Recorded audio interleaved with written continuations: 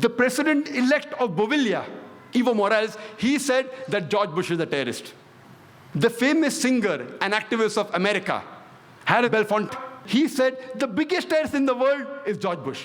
An MP in UK by the name of George Galloway, he said the biggest terrorist in the world is George Bush. And he said that the blood that is there on the hands of George Bush and Tony Blair is much more than the bombers who have done bombing in London.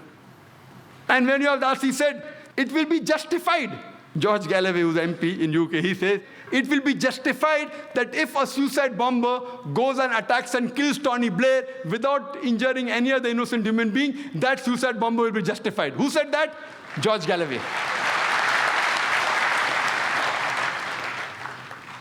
We have Jyoti Basu, a few months back. He said, when George Bush came to India, that number one terrorist is George Bush.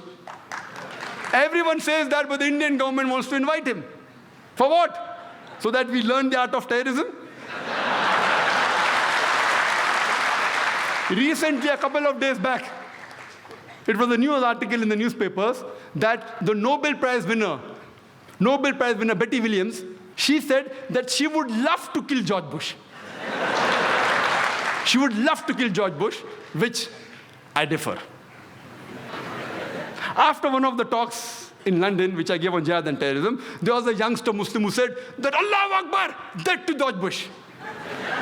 There were many non-Muslims there, and my full talk, the impact went down.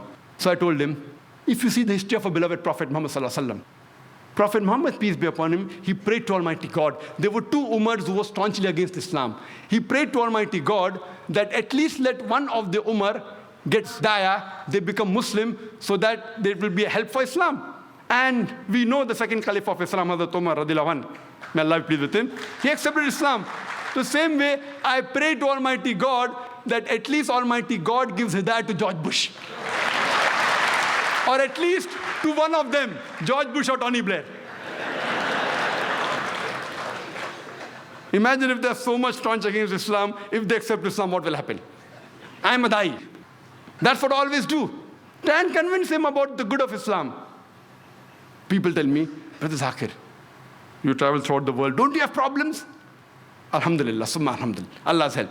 I know many of my colleagues who keep on traveling, they have had several problems. And my appearance, the beard, the cap, and a coat, though I look like a joker, it's a soft target. But with God's grace, with Allah's grace, alhamdulillah, I never had problems. I spent time, many a times, with these immigration and police officers. I was there in New York 2 days before 9/11. I just left New York. I was there for 2 weeks. Alhamdulillah, summa alhamdulillah. Good I left. If I'd been there during 9/11, maybe I would be implicated, possibly. I went to London immediately. And last time I was in USA, though I've been invited several times because of my tight schedule, I was in 2003. I'd gone to Los Angeles to receive an award. Immediately I was prepared that during immigration I'll be interrogated, the way I look. I'm mentally prepared. They asked me, why have you come here? I said, to receive an award. Award for what? Do you belong to a charitable organization? What award are you getting? I said, to serve humanity. Jesus Christ, peace be upon him, said, speak ye the truth and truth shall free you. I speak the truth. That's why I've got the award. And it went on the long conversation. Later on, I went to the customs, and I purposely say, I've come for an Islamic conference. Islamic conference, go for check-in. They open my bag, and they see my video cassette. Terrorism and Jihad. And on that cover, there is a pistol. So the custom officer says, that, do you believe in jihad? I said, yes, I believe in jihad. Even Jesus Christ believed in jihad, in striving and struggling. No, I mean, do you believe in fighting? I said, you read your Bible. If you read the Bible speaks about fighting. If you read the book of Numbers, chapter number 31, verse number 1 to 19. The book of Exodus, chapter number 22, verse number 18 to 20. The book of Exodus, chapter number 32, verse number 27 to 28. And Jesus Christ, peace be upon him, himself said, in the Gospel of Luke, chapter number 22, verse number 36, that take ye the sword and go and fight. So immediately, most of the custom officers, 8 or 10, gathered together, and they started asking, sir, can we ask you one more question? So I just told my host on the mobile that please don't worry, I'm stuck up here, I'm just doing dawah. I keep on traveling, mashallah. I've been to Australia, to UK several times. By God's grace, time I did spend, not more than a couple of hours. I know many of my colleagues were detained. Many of my colleagues mean my speakers. I'm not talking about my Bombay speakers. I'm talking about the international speakers who keep on traveling. They have been detained. They have been deported. Allah's grace that so far I have not been detained. I haven't been deported. Maximum half an hour, 1 hour dawa. And I see to it that whenever I get opportunity, I grab it.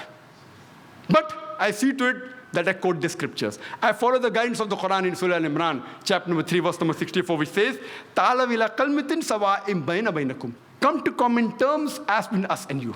So when we come to common terms, most of the problems are solved. This talk, what we're having today, was supposed to be held more than a month back. I was supposed to be in London. That's why this talk is delayed. And when I landed on the 10th of August on Heathrow Airport, and I received a call from my wife. "Zakir, where are you?" I said, "Why?" "No, why are you in the airport outside? What happened?" I said, "No, we just received information that there are some 21 Muslims arrested who are supposed to do bomb blasts, etc., etc." But alhamdulillah, I had my own camera crew with me. We were 12 of us. All of them, cap, beard. God's grace, we passed through very well. I had my talk in Birmingham. It was successful. Next day, sometimes we go and do shooting. So next day, we went to one of the Jewish graveyards and we were shooting. Shooting, not shooting, we were recording. We in our lingo, we say shooting means recording on the video camera. Just to get stock shot of the city. And we spent a couple of hours in the Jewish graveyard. Later on, we went to one of the church, did the recording shooting. Then we went for breakfast and we came back to the hotel in the afternoon. Then we get information. The police of Birmingham, they're trying to track us down. Maybe some passerby went and complained. They were looking for 7 or 8 terrorists with cap and beard. Who are these people? They had the number plate and they knew it was a green car. So what they did, they phoned the insurance company and they tried to find out where we were. And finally they located us in the hotel. But luckily, while doing inquiry, they even happened to speak with the person who I had breakfast with. And he happened to be a very famous politician, Muslim politician. So when the chief of that area, of that police station, spoke to him, that we're looking for these terrorists. He said, "What nonsense they're talking? Do you know, 2 months back, I had given a DVD of a person by the name of Dr. Zakir Naik." He said, "Yes, he's the same person." "Oh, same person." Problem solved. The passerbys who had reported, beard is dangerous. Beard, cap, dangerous. You have to be careful. But again, God's help, Allah's help, and I'm safely back here. Otherwise, I wouldn't have been here to give the talk. We Muslims should not be afraid. We should speak the truth, but with hikmah. You have to be careful. Allah says in the Quran, in Surah Nahl, chapter number 16, verse number 125, "Udu ila sabili rabbika bil hikmah wal mawzatil hasna wajadilhum billati ahsan." Invite all to the way of thy Lord with wisdom and beautiful preaching, and argue with them and reason with them in the ways that are best and most gracious. When we speak, you have to speak with hikmah. Now we realize, after seeing the scenario, that who has the monopoly on terrorism? And according to me, terrorism is a monopoly of the politicians. According to my understanding and survey, terrorism is a monopoly of the politicians. Irrespective, they may be politicians of USA, of UK or India, it is the monopoly of the politicians. We have to realize what is the cause of terrorism. If we want to abolish terrorism, first we have to understand the root cause. I, being a doctor, we don't believe in symptomatic treatment. We believe in trying and finding out what is the cause and killing the germ. That's a better treatment. What is the cause of terrorism? The experts say that the cause of terrorism is injustice. When injustice is done on a particular group of people, when wrong is done on a particular group of people, they tend to retaliate. And that is the only cause of terrorism. And when we realize that whether it be the 9/11, the destruction of the Twin Towers in New York, whether it be the 7th July, the bombing in London, or the serial bomb blast 93 in Bombay, or the recent bomb blast on 11th of July, whether it be the thousands of people killed in Afghanistan, in Iraq, in Gujarat, in Bosnia, whether it be in Palestine, in Lebanon, we find that behind them, the main cause are the politicians. I was wondering that when I landed in UK, that why were 21 young Muslims arrested? The government said we were keeping track on them for several months. Many people I met who knew these people who were arrested personally, they said impossible. They can't be involved. What we realized, that the people wait, when should this news come out? At that time, Israel was attacking Lebanon. Thousands of people were killed. The Britishers were objecting. So then you have a diversion. 21 Muslims supposed to bomb the airline are arrested. It's a bigger news, so people forget about thousands of innocent people being killed in Lebanon. Same thing in India, Kargil. Any problem, politicians talk about Kargil, talk about the enemy, Pakistan. Diversion, politics, whether it be in USA, whether it be in UK, whether it be in India. The major cause are the politicians. We know that our country, more than 60 years back, they were ruled by the Britishers, and they had a policy of divide and rule. More than 50 years back, we got freedom from the Britishers, but unfortunately, they have left, but they have left the policy behind. And our Indian politicians, they have adopted this policy of divide and rule.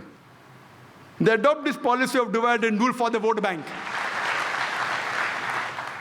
From records, we come to know that the country which has the maximum riots anywhere in the world, it is India. If not daily, at least once a week, we have communal riots. This great country of ours, so many great religions are there. Maximum riots, communal riots. And the major cause, almost all, directly and indirectly, they are the politicians. For the vote bank, for the power, for the money, they engineer these things. Otherwise, normally, I have met non-Muslims. It's my job, it's my profession. I'm a student of comparative religion. I keep on meeting different sorts of people. Generally, the common Indian, irrespective whether it's Hindu or a Muslim, they would love to live with each other harmoniously.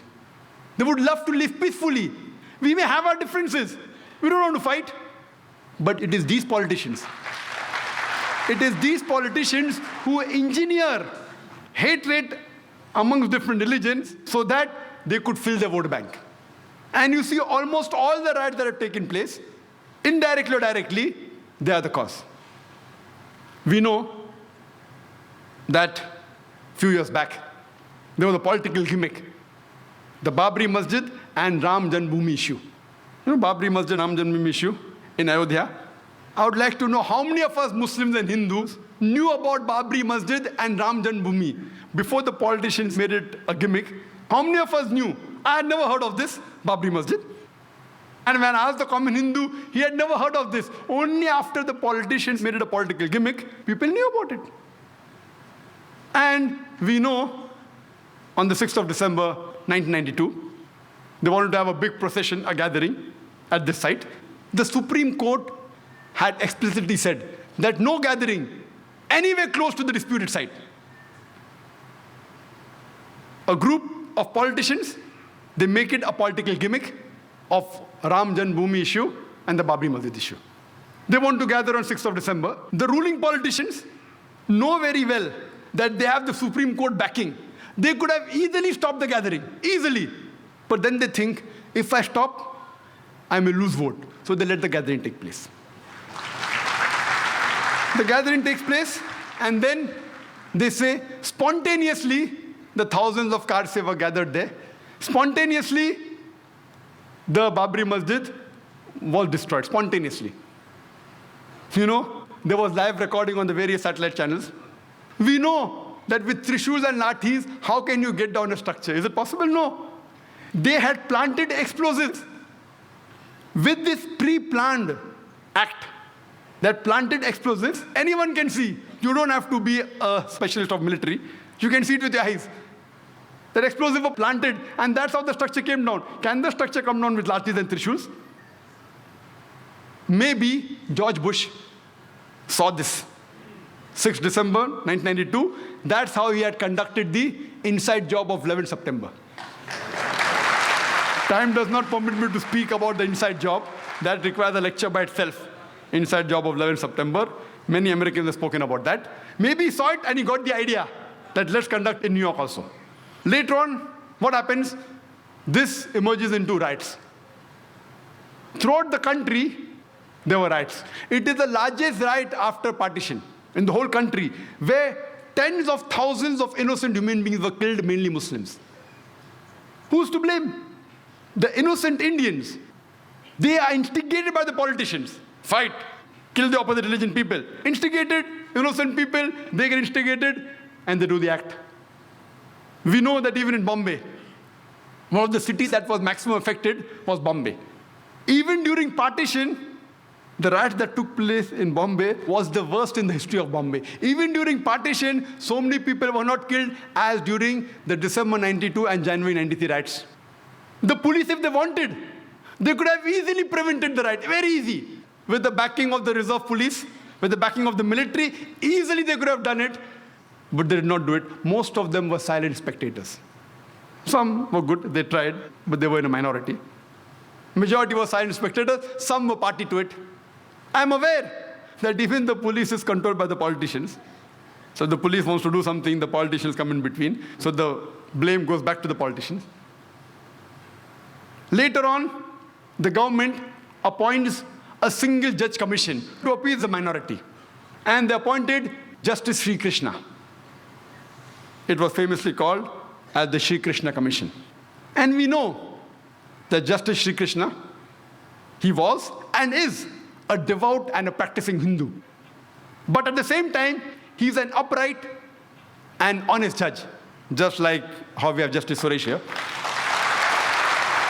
An honest and an upright judge. The verdict he gave, it did not go down the throat of the government. It takes a few years. And he had analyzed the full cases of the riots. He spoke with the politicians, with the police. Individually, he visited 26 police stations, analyzed the records, spoke with the police officer, junior and senior, spoke with the victims, spoke with the media, and after a great deal of research, he presented, we have this damning verdict of Sri Krishna Commission. He even gave suggestions, how can we prevent these riots? But, it takes time. By the time this happened, the government says bygones are bygones. Because they know if they implement the report, they are afraid that they will lose the vote bank. At that time, to appease the minority, they appointed the commission. How many commissions? I don't know. I don't know how many commissions have been implemented. I think Justice Suresh can tell. How many commissions that they appoint have really been implemented in India? How many? So here we know it is their delaying tactics. The innocent Indians, especially the Muslim victims, we have faith in the judiciary system of India. If the politicians betray us, if our other citizen fellow members betray us, if the police betrays us, in this country, we have yet faith in the judiciary system. And we know that finally, most of the innocent people, whether they are arrested, etc., they are finally released. But the damage done to them, it cannot be undone. Later on, we come to know, after a couple of months, on 12th of March, 1993, there was a series of 13 bomb blasts in Bombay, in which more than 250 innocent citizens of Bombay were killed. More than 250 innocent human beings were killed. And more than 700 human beings were injured. The opposition said, planned everything. Justice Sri Krishna said, it was not meticulously planned, it was a retaliation. More than 1,500 innocent Muslims killed in riots in Bombay. More than 1,500 innocent Muslims during the Bombay riots of December 92 and January 93 were killed. It was a retaliation. And the authorities and the police said it was done by Muslim underworld with the help of some others. That's how the bomb blast took place. And they say, all of them agreed, even the police commissioner, they agreed that it was a retaliation to what had happened in Bombay. We know that immediately after the riots of December 92 and January 93, it was difficult for the Muslims to walk on the streets. It was difficult for him to travel in the train, travel in the bus, to work in a non-Muslim area. They were looked down upon, they were ridiculed. Immediately after 12th March 93 bomb blast, those scenario changes. Most of the Muslims, they know that killing innocent people is prohibited. Yet, they had a soft corner for these people who did the bomb blast. They were happy internally. In Islam, two wrongs don't make a right. Islam condemns this act. Killing innocent human being is to be condemned. You cannot kill innocent human being if somebody else has done injustice to you. You can't kill a third person even if you belong to the same community. Islam prohibits that. Whoever did it, whether Muslims or non-Muslims, whoever killed more than 250 innocent human beings on 12th March 1993, Islam condemns it. Most of the Muslims knew that killing innocent people is haram, it is prohibited, yet they were internally happy. But you cannot use wrong means to reach a right goal. You cannot. Islam does not permit that you use the wrong method to reach a right goal. There cannot be any justification. We realize that Muslims are harassed, they were tortured, they were killed, but you can't justify the killing of innocent human beings. Imagine the family of those more than 250 innocent human beings. When they come to know that the Muslims have killed us, they will think, what kind of religion is this? What wrong did they do? Did they harass you? The person who has harassed you, if you catch him and put him to trial and he is a culprit and you punish him, no problem. All religions will give you permission. The innocent people killed on the street, what wrong they did to you? Imagine he will become a permanent enemy of Islam. Islam does not justify the killing of any innocent human being. It is to be condemned. When we realize the chain of sequence of events, who is to be blamed? We come to know that prevention is better than cure. Who is to be blamed? When we see the sequence of events, we come to know that if the opposition politicians, the politician from the opposition party, if they would not have used Babri Masjid and Ram Janmabhoomi issue as a political plank, the Bombay bomb blast in 93 wouldn't have taken place. Later on, the politicians in power, they could have easily prevented the gathering. They could have easily prevented the destruction of the Babri Masjid. Easily. They had the Supreme Court verdict. They had the military, they had the police, but they were afraid that if we do it, we'll lose vote bank, so they let the destruction take place. Second people responsible are the politicians in power. Third people, the innocent Indians, they are instigated against the minority. And they involve in killing of thousands of innocent Muslims. They are too responsible. But they're innocent people. Fourth people responsible is the police. The police could have easily prevented the riots in Bombay or anywhere in India, easily. The normal civilians, we aren't military trained. We cannot fight with the police. It's easy. It's very easy for the police of any city, especially Bombay, to prevent the riots. Very easy. Preventing terrorist attacks is difficult. I'll come to it later on. But riots is very easy. Easy. But they didn't do it. Some were afraid. There were a few who went out of the way and helped the innocent victims, but the majority were silent spectators. Some even were party to it.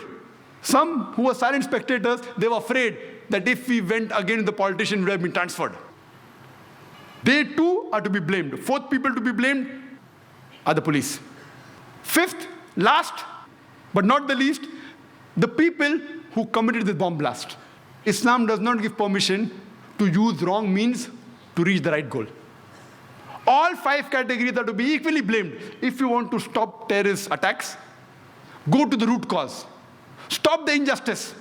Stop the wrong done to a particular group of people, and terrorism will stop.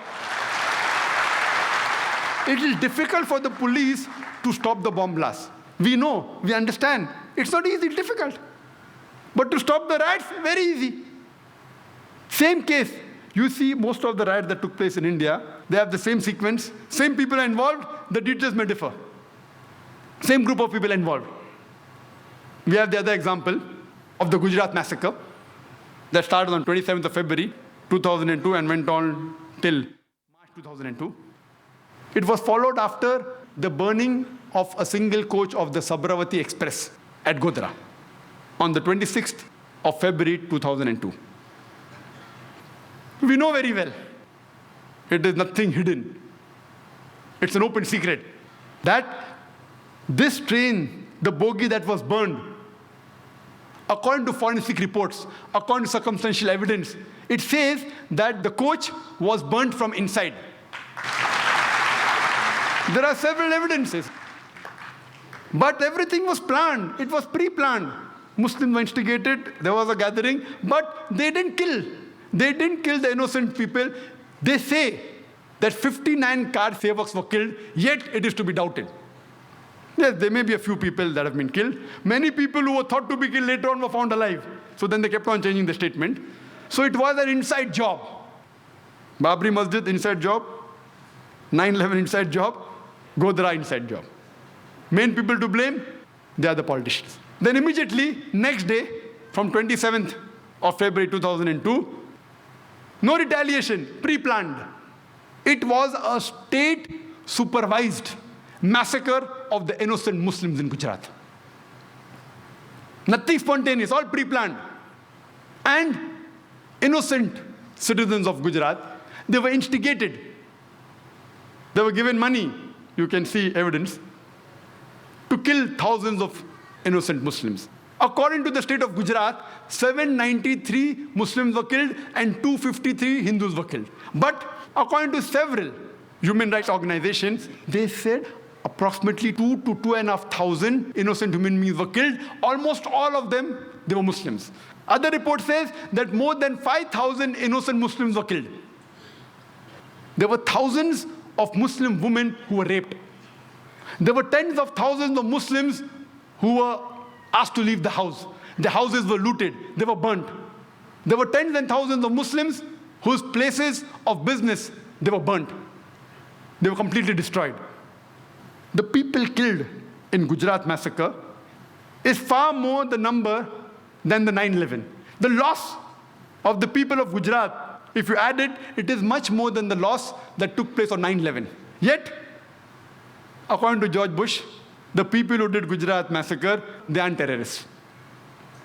Only if you harm the Americans, then there's a problem. We know that there are tons of evidence in form of literature, newspaper, booklets. You have the Communism Combat, you have videotapes, VCDs, DVDs, actual recordings of the culprits, the people responsible, yet no action taken. Even the judiciary system, I'm sorry to say, in Gujarat failed. I think they were pressurized by the politicians. So much so that the Supreme Court of India had to pass a remark against the High Court of Gujarat that they were biased and the trials weren't correct. I feel it was mainly the politicians.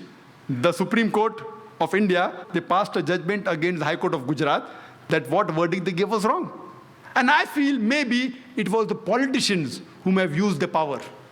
And imagine what we find after a couple of months. We have the Akshardham temple massacre. 2 people were caught. They were killed. They're said to be Muslims. And the authorities said that these people killed so many people in the temple in revenge, in retaliation. And they said that all this was nothing but retaliation. Islam does not justify that. They may have a logic. These people who did the attack, or the people who retaliated in other ways, they have a logic. They say that thousands of our family members were killed in front of eyes. Our mothers, our sisters have been raped in front of us. We have been looted. We know the person responsible is our neighbor, the person down the street. We meet him regularly. But when we see him, it reminds us of the torture. When they go to the law does not support. So they take the law in the hand. I am not justifying this act. Islam doesn't permit you. They take the law in the hand and they kill other innocent human beings. Islam does not justify that. They have a justification. They say, our mothers have been raped. We know the culprit.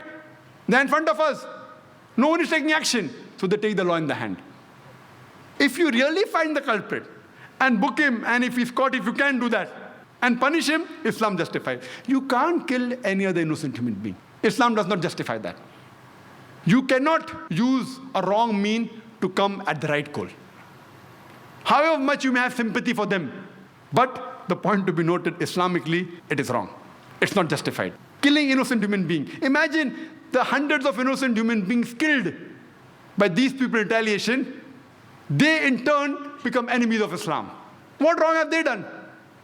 It is the same thing. The earlier people killed innocent Muslims. No, you kill innocent Hindus. It's not justified in Islam.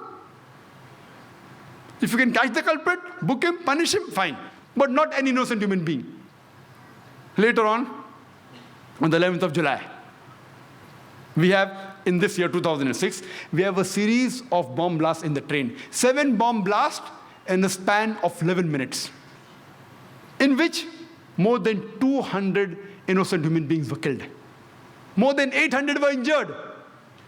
The police and the authorities, they say, this too was in retaliation to the thousands of Muslims killed in Gujarat. The authorities say it is the hand of the LET, Lashkar-e-Toiba.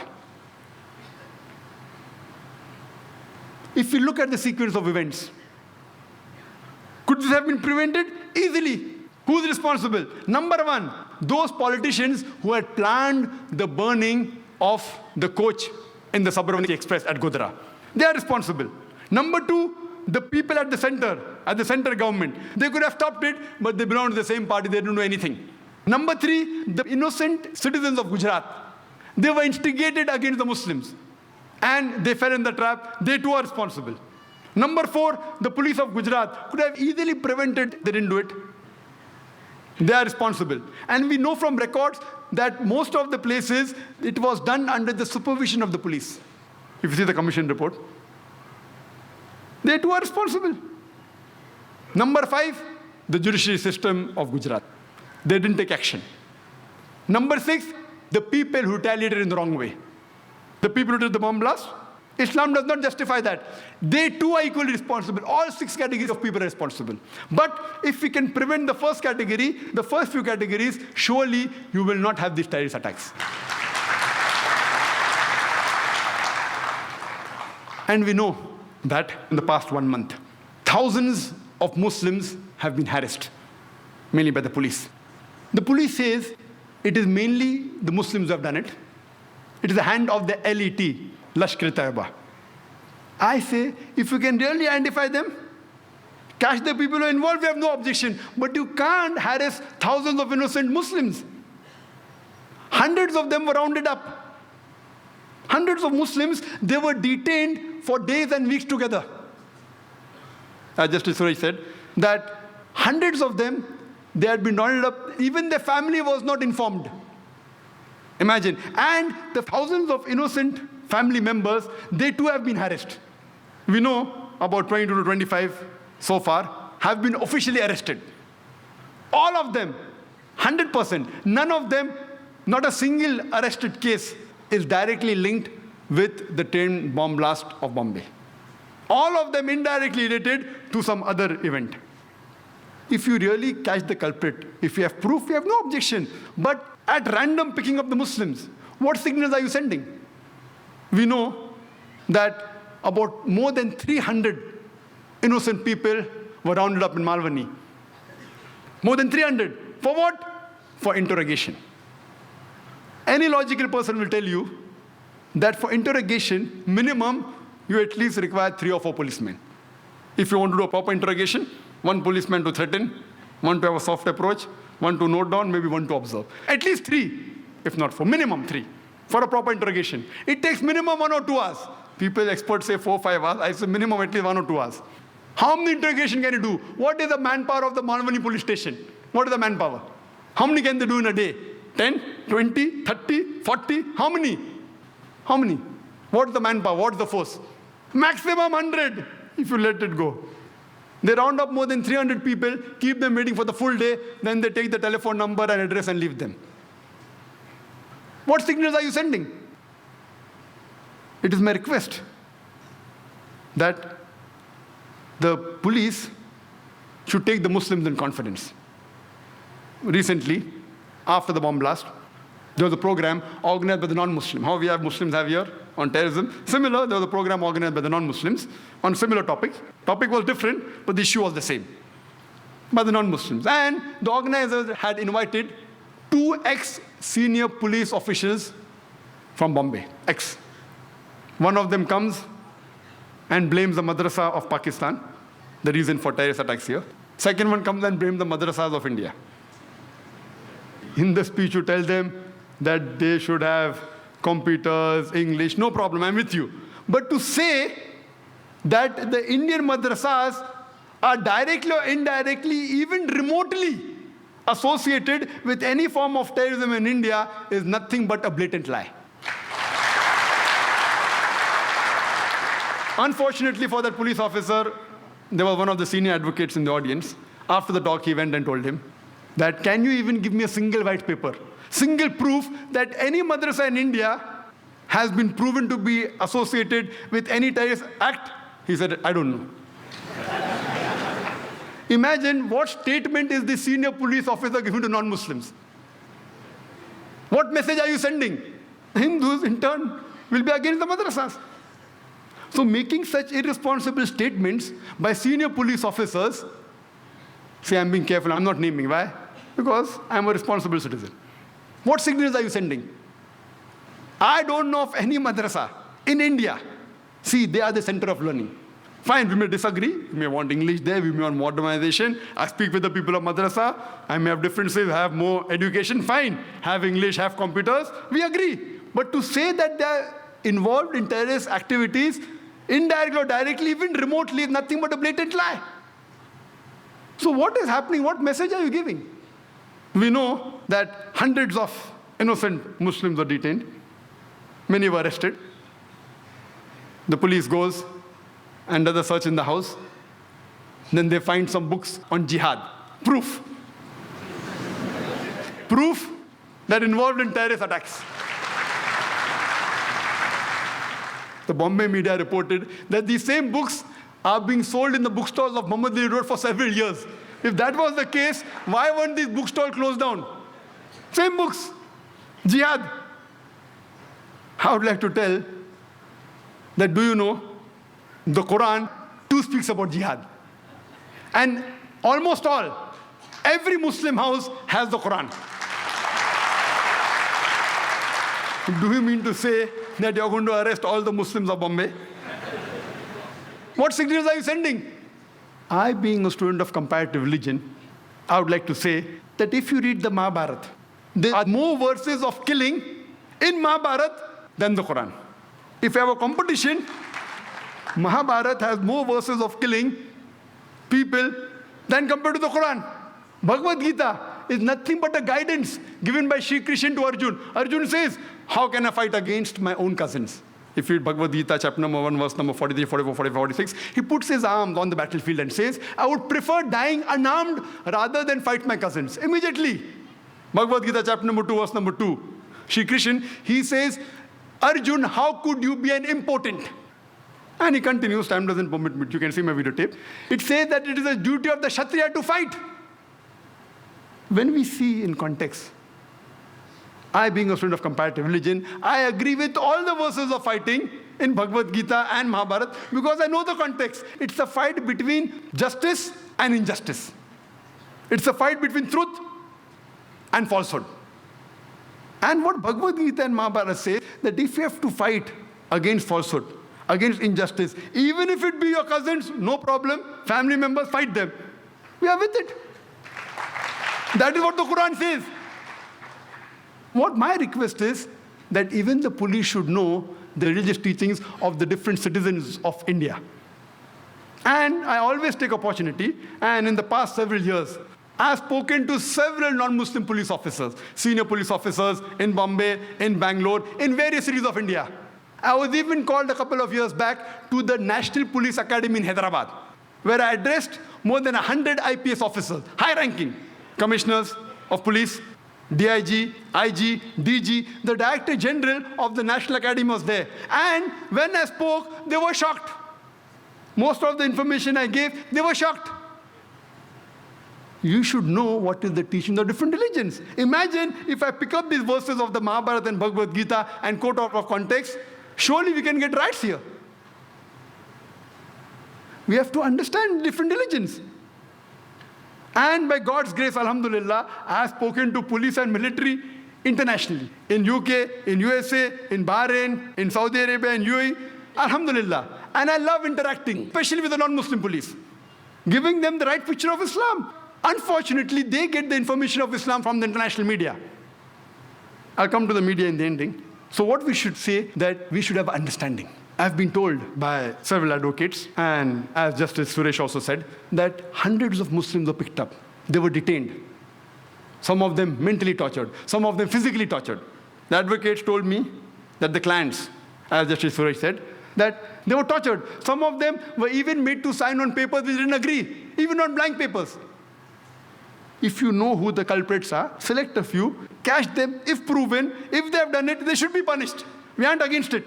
But to catch thousands of innocent Muslims, what signals are you sending? Imagine to catch 10 terrorists, you interrogate and harass 1,000 innocent Muslims, irrespective whether you catch those 10 terrorists or not, surely you are making 100 new terrorists.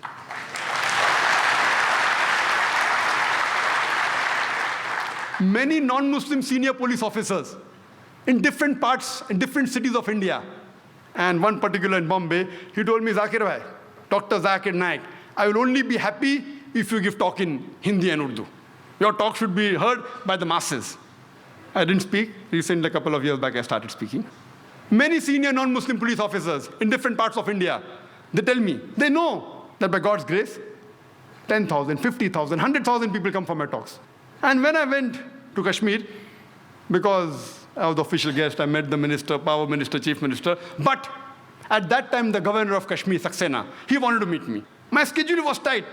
Non-Muslim, I took out time. He wanted lunch, dinner, no time, I went for breakfast. Saxena, the governor of Kashmir, he happened to be an ex-military man. I forgot his post, some colonel or major or high post he was. And we discussed. He was caring for the people of Kashmir. Later on, he comes to Maharashtra, he comes to Bombay. He wants to meet me. He calls me to the Raj Bhavan, the governor's house. I go and meet there. He tells Dr. Zakir Naik, you know, the impact that you had in Kashmir, the people that follow you, we want you to come again. We want you to come on the television of Kashmir. We want to come on the radio. But what my question is, that do you think my talk will be effective?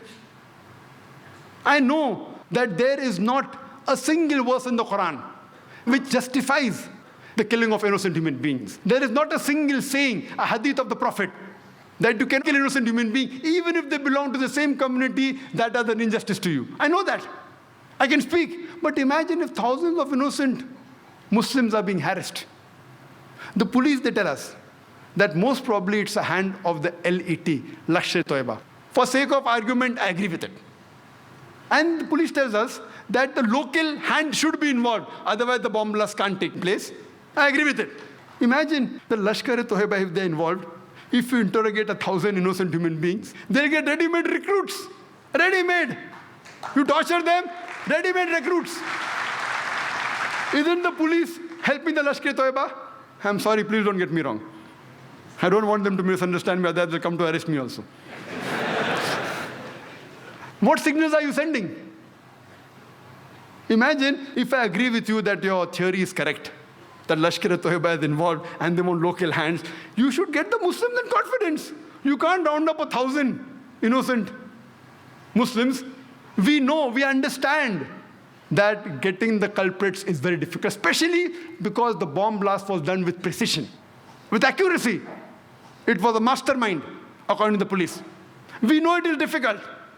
We understand your case, but that doesn't mean in the name of interrogation you pick up a few innocent people. We can understand. But thousands, what message are you sending? Do you think my lecture will be effective? Maybe I will be able to convince 2, 3%, 5%, not more than that.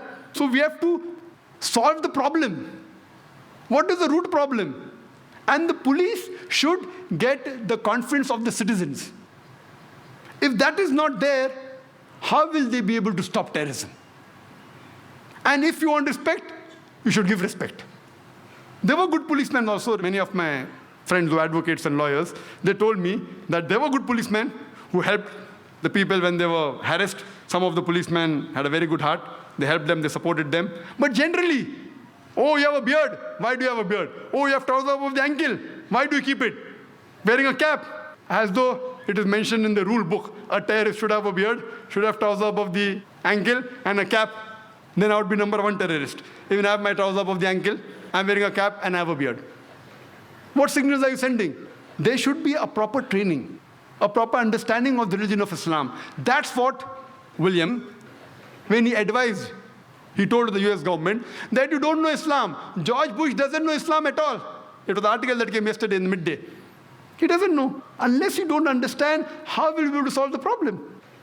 I don't want the police to misunderstand me. When I tell the Muslims that killing innocent people is wrong, though many Muslims disagree with me, Quran condemns it. Our Prophet condemned it. Killing any innocent human being, you can't justify it. I have to speak the truth. At the same time, I even have to speak the truth to the police force.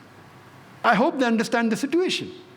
And according to Julio Ribeiro, he writes an article in Hindustan Times, I think it was the 9th of September, he says that more the unnecessary arrests that are made, to get a breakthrough becomes more difficult proportionately. The more unnecessary people you arrest, the chances you get at the real culprit is more difficult.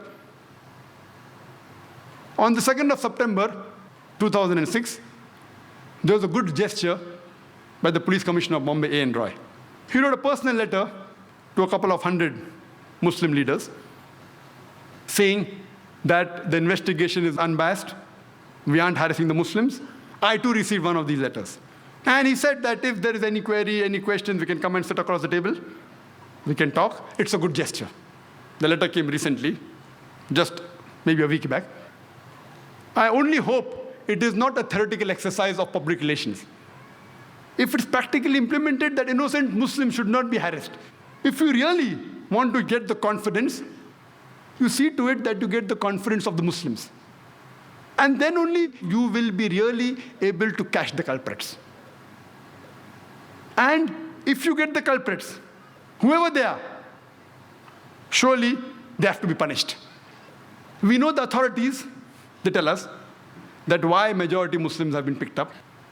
And the argument given was that when we analyze that in Punjab terrorism, majority people arrested, they were Sikh.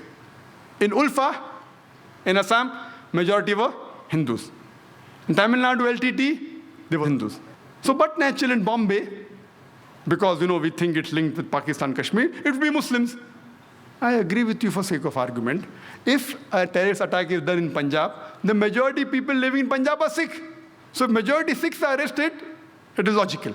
In Assam, majority are Hindus, so if Hindus are arrested, it is logical. In Tamil Nadu, majority people living are Hindus, so Hindus are arrested, logical. In Bombay, are the majority people living Muslims? The Muslims are in minority. So why are they being picked up in majority? If you think it's an act of Kashmir militant, if you have got records, we have got no doubt with that. But do you mean to say the LTT can't come to Bombay? Do you mean to say Ulfa can't come to Bombay? Do you mean to say 6 terrorists can't come to Bombay? You cannot say 100% this act have been Muslim. You can say high possibilities, and if you show proof, we are with you. What we are trying to tell you, that identify the people who are responsible, catch them and punish them. But not thousands of people, innocent Muslims being rounded up. We know there are several records. Just a couple of months back, according to the ATS of Maharashtra, 16 members were arrested from a hardcore Hindu organization. They were involved in 3 bomb blasts in mosques. Mohammadi Mosque in Parbhani, one of the mosques in Jalna, one in Pune, 3. And recently on 6th of April, in one place, by mistake, a bomb detonates, by mistake. While they were making a bomb, it exploded. It killed 4 people and 11 were injured. When inquiries were made, many people belonged to the same hardcore Hindu organization. And they found there that the plan was that to attack the mosque in the guise of Sikh. This took place in Nanded. Sikh, why? Because there was a rift going on between the Muslims and Sikh. A Sikh girl married a Muslim boy, so there was tension, so they wanted to take advantage.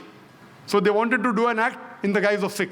There are cases we know that Hindus have attacked wearing caps and beards. So you can't say 100% Muslims are involved. Maybe high possibilities, I'm not saying no. Recently, a few days back, on Friday, 8th of September, 4 bomb blasts took place in Malegaon. one outside one of the mosques, one outside a graveyard, in which 35 innocent Muslims were killed and more than 100 innocent Muslims were injured. Again, prime suspect, LET. Can be, but not prime. Imagine, it is a game plan. It's a name game. If you go to America, it's Al-Qaeda. Here it is LET. According to an article that came in the DNA on the 6th of September, a person by the name of Joseph, he writes that the foreign experts, they tell that if you involve yourself too much in the blame game, you lose focus and the main culprits are never caught. You do a proper investigation. If really they're caught, they have to be punished. Irrespective whether the terrorists are Muslims or non-Muslims, whether they belong to Kashmir, whether to Pakistan, whether Ulfa, whether LTT, if they are proved to be involved in that, they should be punished. I am not here to support any terrorist act, not at all. But if you want to get to the bottom of it, you should know that this should be done meticulously. We should take the citizens in confidence. One of the other cause is the media. Mainly that media which is controlled by the politicians. We have to be careful of this. And this media, they can convert black to white, day to night, hero into a villain, villain into hero. And we see that very often. If you see my tapes, I've given very such examples. But in India, it's fortunate that the more popular media is not controlled by the politicians. And we find that this media really gave the true picture. Whether it be the Gujarat riots, the Bombay riots in '93, or even today, the innocent Muslims are being harassed. The media, whether it be the newspaper, the news channels, they have really given a true picture of what's happening. Not 100%. Sometimes they get involved in news which is sensational. So when they get the news without checking up, they give it. It's sensational, they give it. But as a whole, we have to agree, the media has been honest. I'm talking about non-Muslim media. I'm not talking about the Muslim media. And here we find that they were honest and they projected the real picture. But what we have to be careful is of the media which is controlled by the politicians. And as far as the judiciary system is concerned in India, the innocent citizen of India, especially the Muslim victims, we have faith in the Indian judiciary system.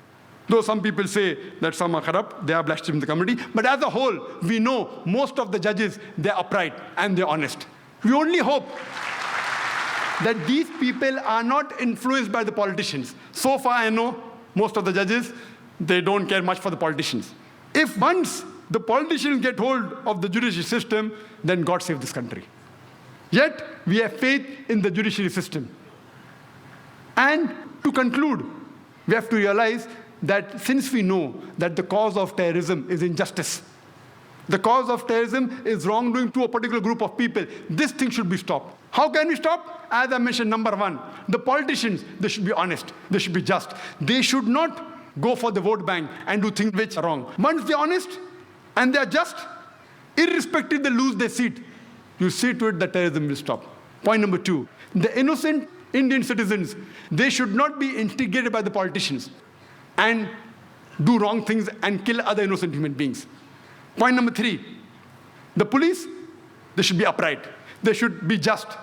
If someone is being harmed, they should see to it that is protected. They should not be ploy of the politicians. I know there are times that they can be transferred, but if every policeman in India is honest, the new policeman who is transferred will also be honest. So what will the politician do? If 100% of the policemen, I'm not blaming all of them, please don't get me wrong. I know most of them honest, they want to do, but because they're under the pressure of the politicians, they're afraid that they'll be transferred, they'll be harassed. But if all the policemen get together and say, let's all of us be honest, if they transfer you, the new person coming will also be honest. So there itself, most of this trouble of injustice will stop. And last but not the least, people cannot take the law in their hand. They cannot kill other innocent human beings, even if they belong to the same community who has done injustice on you. If we take this and we see to it that injustice is stopped, then surely India will be a very good country. It is estimated that in the next, by 2020, India would be a superpower. If all the Hindus and Muslims, if we live together, if we love each other harmoniously, we may have our differences. The differences will be there. We live with our differences, but we love each other and we live peacefully and harmoniously. Again, India will be a superpower. And Mahatma Gandhi, he said that if India has to improve, it should be ruled by a dictator as honest and as upright as Hazrat Umar. May Allah be pleased with him. Mahatma Gandhi, the father of a nation, he advised the best thing India can do is have a dictator like Hazrat Umar. May Allah be pleased with him, radiallahu anhu. He was an honest person. When it came for justice, he did not see whether the Muslim or non-Muslim. For justice, he gave justice. Therefore, he got the title Al-Faruq, the person who differentiated truth from falsehood. I started my talk by quoting a verse of the Quran from Surah Isra, chapter number 17, verse number 81, which says, وَقُلْ جَاءَ الْحَقُّ وَزَاقَ الْبَاطِلِ إِنَّ الْبَاطِلَ كَانَ زَهُوقًا. When truth is hurled against falsehood, falsehood perishes. For falsehood is by its nature bound to perish.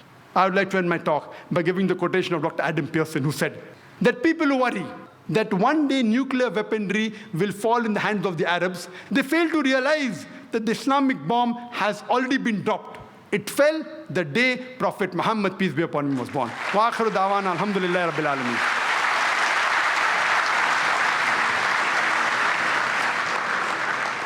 Jazakallah, thank you for your appreciation of the talk.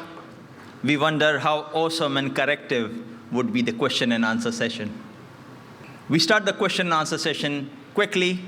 May I point the rules? Your question should be on the topic, it should be brief and to the point, and only one question at a time may be asked.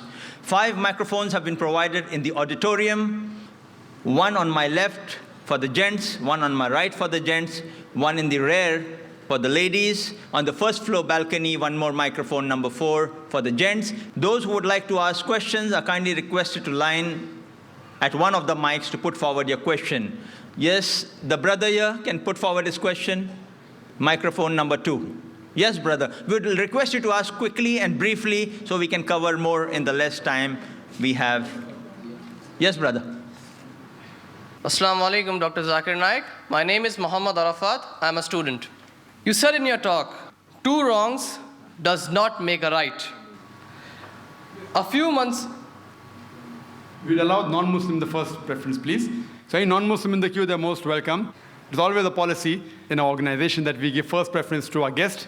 If any non-Muslim like to ask a question, they're most welcome. Any non-Muslim, with the brothers and sisters, they're most welcome. The time is limited. So any non-Muslim who would like to ask a question, they would be given the first chance. Any non-Muslim, yes brother, most welcome. मेरा नाम श्याम है, श्याम सुनार. मैं मराठी महानगर paper में काम करता हूँ, पत्रकार हूँ.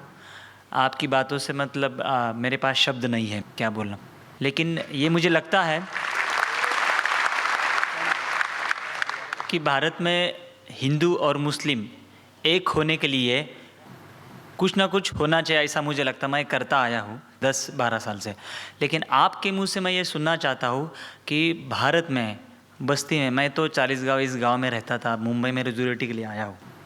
बस्ती बस्ती में जो हिंदू और मुस्लिम हैं, इनके दिल में अगर गलत फहमी है, और वो है भी सही मायने में कुछ हद तक है, तो वो दूर करने के लिए आपकी क्या सुझाव है कि हिंदू और मुस्लिम दोनों कम्युनिटी के लोग कैसे इकट्ठे आ सकते हैं? Brother asked a very good question.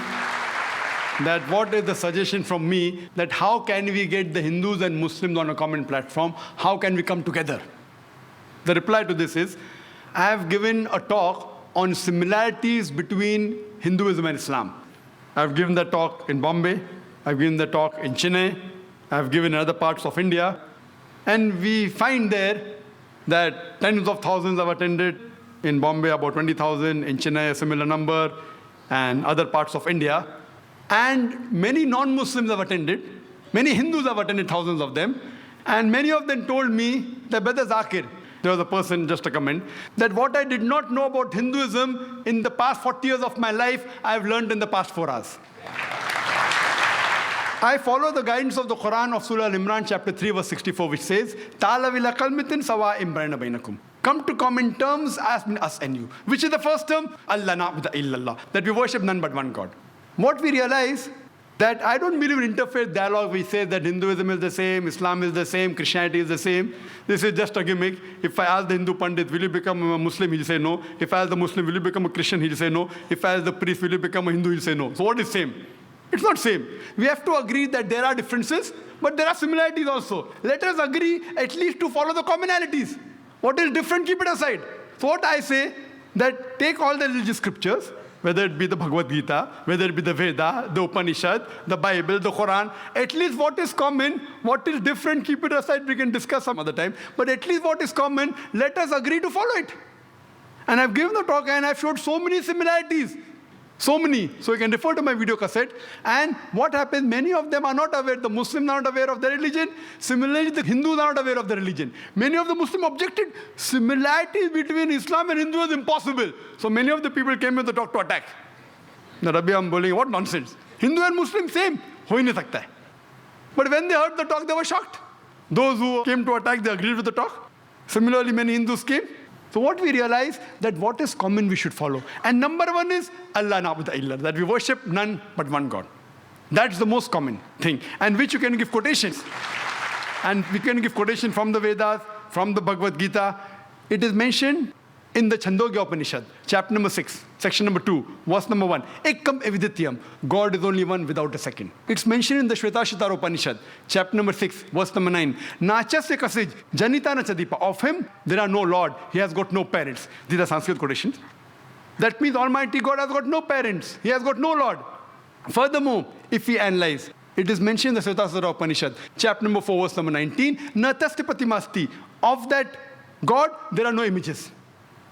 There is no pratima, there is no photograph, there is no idol, there is no image. Same thing in Yajurved, chapter number 32, verse number 3. Natasya pratimasti. Of that God, there are no images.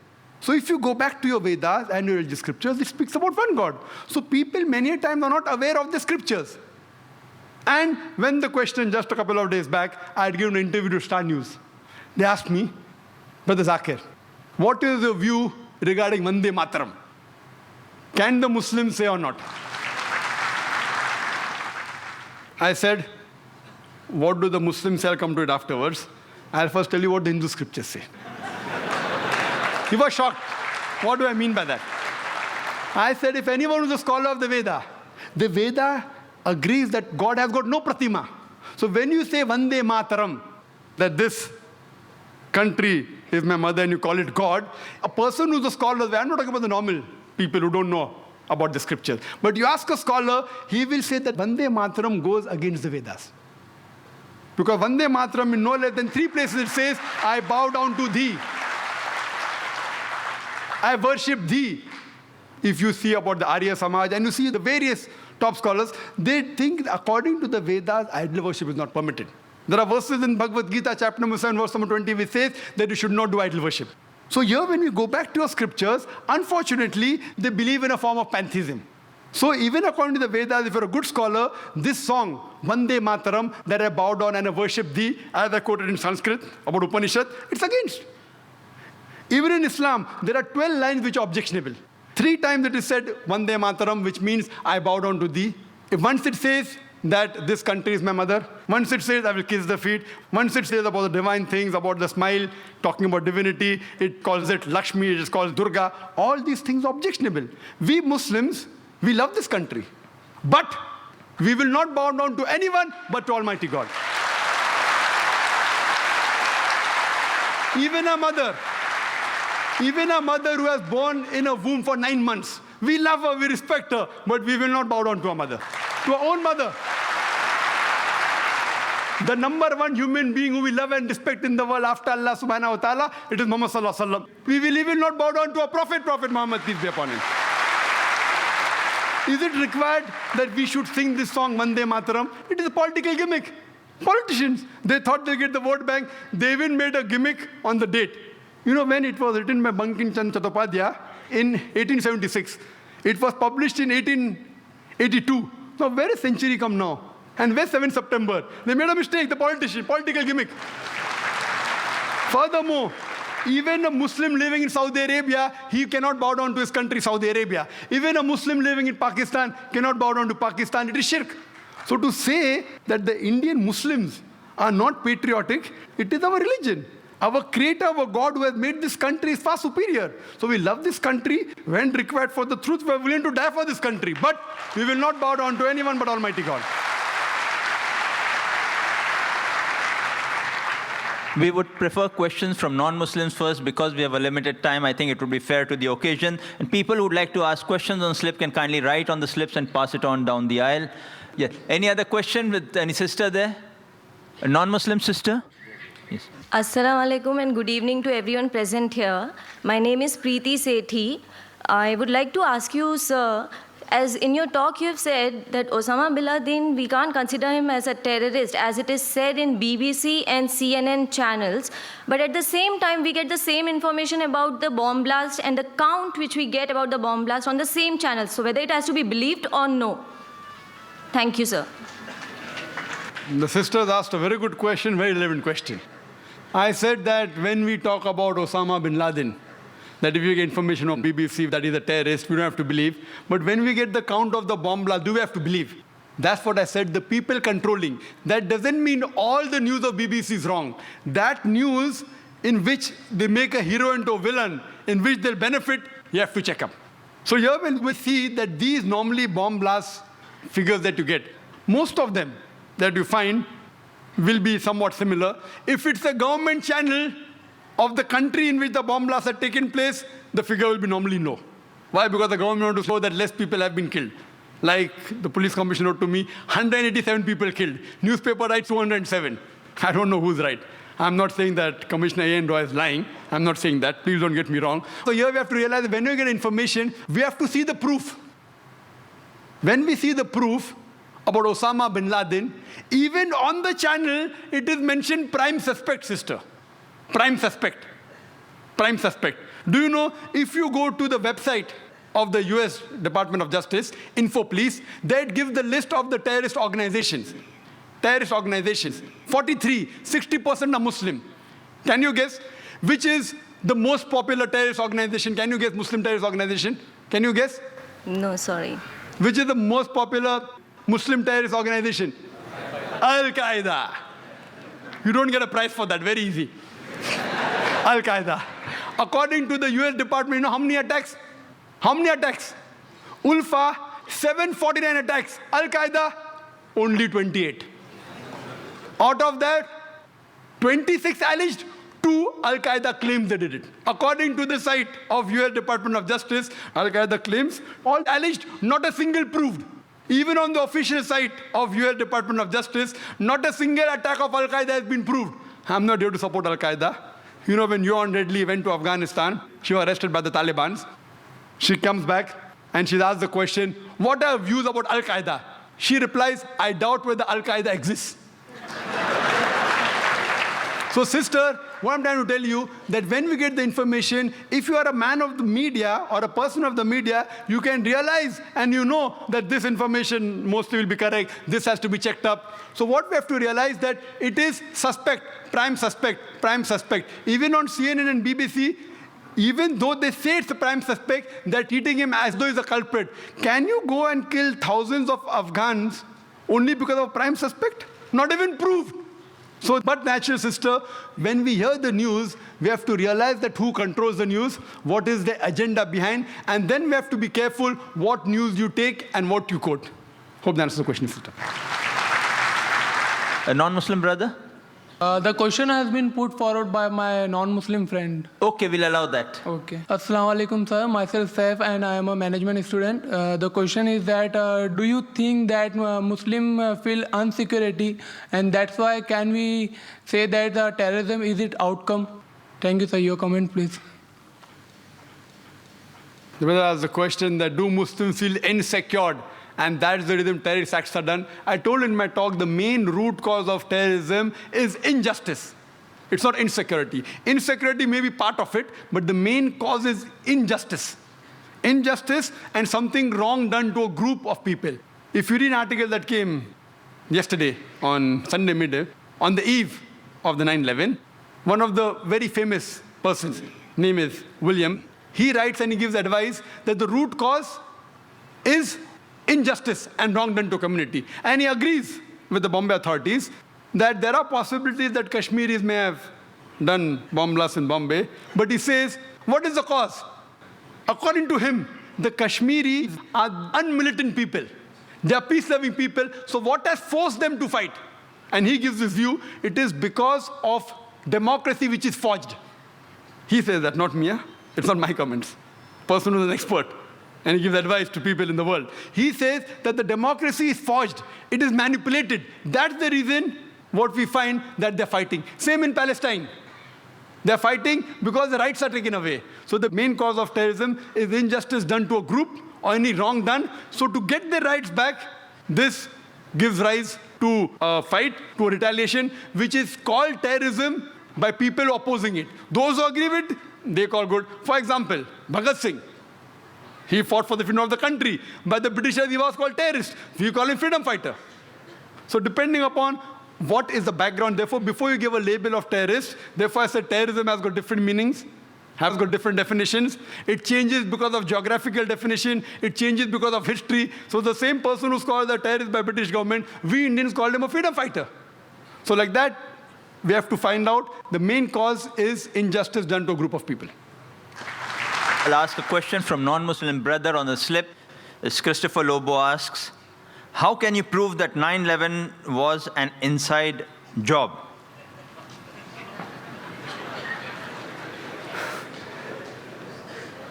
Brother Lobo has asked that how can I prove 9/11 was an inside job? I've got the proofs, I can repeat the proof, it has been proven by other people.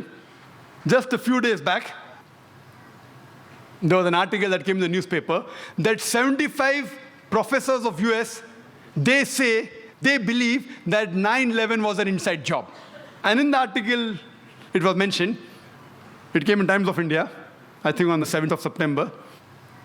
It says that 75 professors and scientists belonging to different universities from different parts of US, they believe that 9/11 was inside job. And they say that there were some politicians in White House who have engineered the destruction of the Twin Towers. And they say the main reason was so that they could attack and they could have control of the oil-rich countries. Open secret, I told you. One of the professors by the name of Steve Jones, he says that we do not believe that 19 hijackers and a few men in the cave in Afghanistan could have done such a professional job alone. They could not have done it. We don't believe. And by God, we are going to come to the truth and we are going to expose. We don't believe in the theory of the government. They don't believe in the theory of the government. And he further goes on to say that we as being professors and scientists, we know that the steel beam of the Twin Towers, they couldn't have melted at the temperature at which the jet fuel was there. And there were systematic bomb explosions which caused this to come down. Otherwise, it cannot come down. There are many tapes. There are many books written against it. I happened to watch many of them. I even happened to watch the video recording of this Professor Steve Jones. And yesterday's paper, we got another news. 3 days later, Professor Steve Jones sent on a paid leave. Imagine, paid leave. There are many tapes. If you happen to watch one of the tapes by the name of Loose Change, 9/11, it was done by a young American of 21 years old. He makes a 1-hour documentary. There are many are there. This 9/11 documentary, it has collected clips from the various of CNN, of Fox Channel, all the news clipping. He took interviews, etc., and made a 1-hour documentary. And then he says that people who saw the airplane, they said it cannot be a passenger carrier. It looked like a military plane. It didn't have any windows. And when he shows the shooting, when it comes close to the tower, there's another firing done from the wings, which hits the Twin Tower before the plane. Then further he goes on to prove, he says that he had statements of the management, the construction company, which had constructed the Twin Towers. They said, it's impossible. The Twin Tower were made to withstand storm, to withstand tornado. This plane cannot knock it down. And it cannot come down because the fuel burns at 1,000 degrees temperature. This, even for 2,000 degrees temperature, for hours, nothing will happen to it.